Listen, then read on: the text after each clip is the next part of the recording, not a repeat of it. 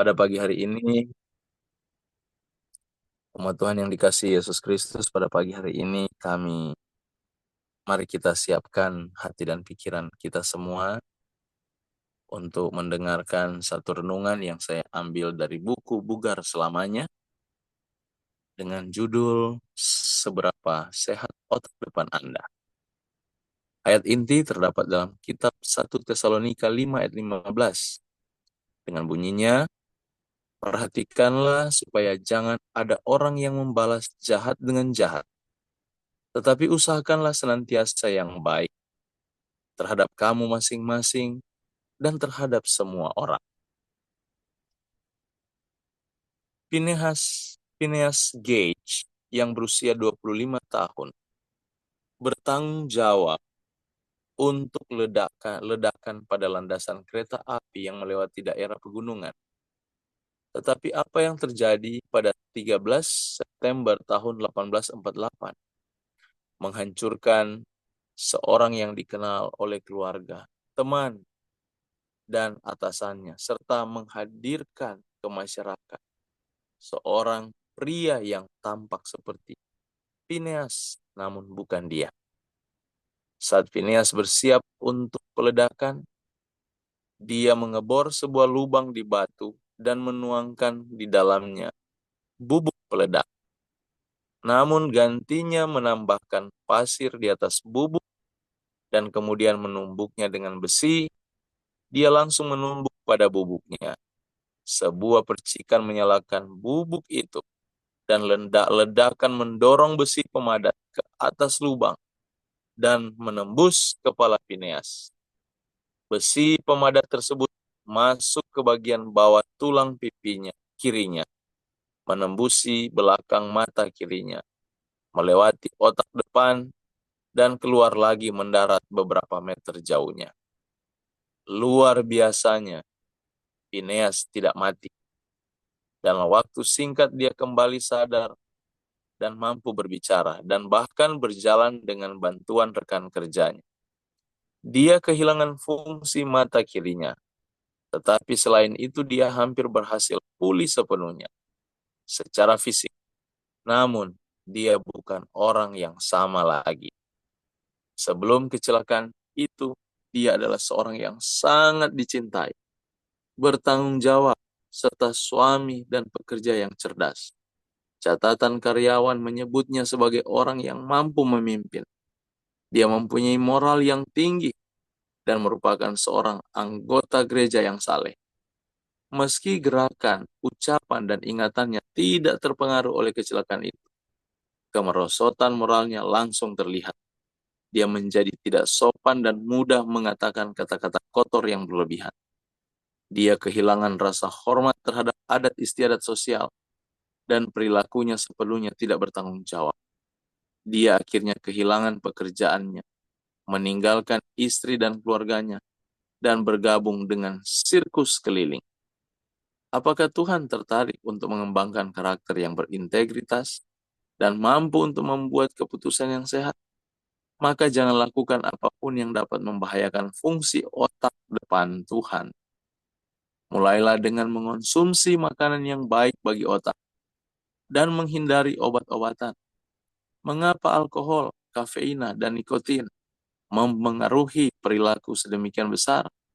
Karena itu menyerang otak depan, menyebabkan hilangnya kendali dan mengaburkan pemikiran.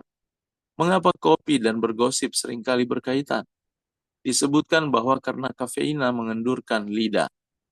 Obat-obatan terlarang membunuh sel-sel otak.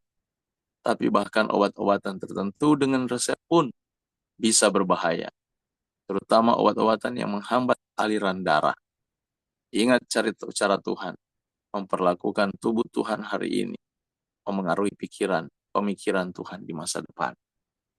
Umat Tuhan, cerita ini sangat membuktikan bahwa otak depan ini sangat berhubungan dengan otak moral. Apa yang dialami Phineas menjadi bukti terbesar.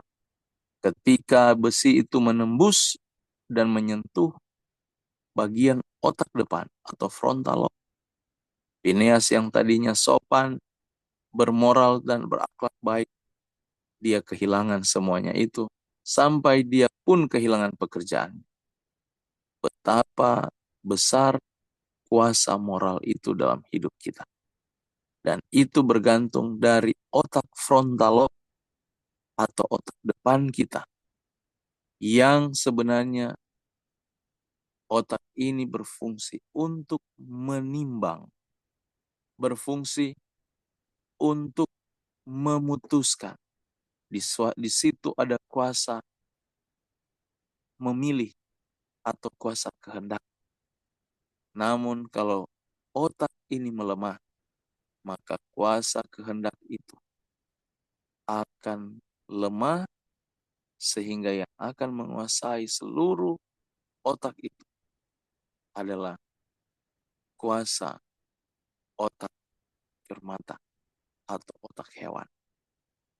Saudara, tidak ada di antara kita yang mau menjadi seperti binatang. Tapi dosa itu menuntun orang seperti hewan. Tidak berakhlak, hanya mengikuti apa yang dibentuk atau dirangsang oleh apa yang disebut dengan insting. Tuhan tidak mau kita seperti itu. Dia mau kita memiliki otak yang sehat, yang dihasilkan dari pertimbangan yang sehat. Setiap perbuatan kita dihasilkan dengan pertimbangan yang sehat. Setiap perkataan kita dihasilkan dengan pertimbangan yang sehat. Untuk itu Alkitab katakan, bukankah tubuhmu adalah Ka'bah Allah, di mana Roh Kudus tinggal di dalam.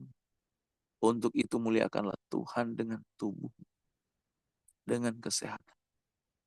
Perhatikan makan dan minum kita.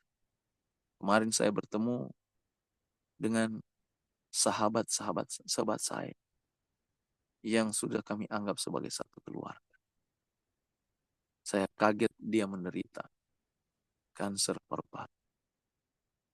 Dan dokter tidak memberikan dia obat. Dia katakan, dokter melarang saya minum obat. Tapi lifestyle saya harus saya rubah. Dan di situ dia mulai makan makanan yang sangat sederhana. Perbanyak dengan sayur-sayuran. Tidak boleh ada karbohidrat masuk dalam tubuhnya lagi. Selain protein dari kacang-kacangan. Dan segala macam tumbuh-tumbuhan. Itu menjadi makanan. Tidak ada makanan olahan. Garam dan gula pun tidak boleh masuk dalam tubuh. Dari setiap pengalaman ini, ungkapan-ungkapan dia, saya berpikir, apakah makanan-makanan ini hanya dibutuhkan oleh orang sakit kanker? Bukankah kita yang sehat perlu menjaga kesehatan itu dengan cara demikian? Dokter saja melarang dia untuk makan makanan olahan, supaya kansernya itu bisa dilumpuhkan. Bagaimana dengan kita? Mengapa kita tidak mengikuti cara pola hidup yang sehat? Supaya dapat mencegah kanker atau sakit-sakit yang lain. Umat Tuhan yang saya cintai, saya kasih. Biarlah kita menambah kebugaran tubuh kita, kesehatan kita. Ditambah dengan berpikir yang sehat. Dengan mengkonsumsi makanan-makanan sehat untuk otak kita. Supaya dengan demikian kuasa kehendak itu akan semakin kuat. Dan setan tidak punya celah untuk dapat menguasai kita. Karena kekuatan moral, kekuatan pikiran kita. Untuk menolak salah dari yang benar. Dibantu dengan kuasa Roh Kudus. Sangat besar manfaatnya untuk masa kekekalan. Biarlah umat Tuhan pada pagi hari ini, panjang hari ini, aktivitas kita boleh memuliakan Tuhan dengan kuasa kehendak yang tepat, yang benar, yang berkenan kepada Tuhan. Dan Yesus memberkati kita sepanjang hari ini dan sampai selamanya. Amin.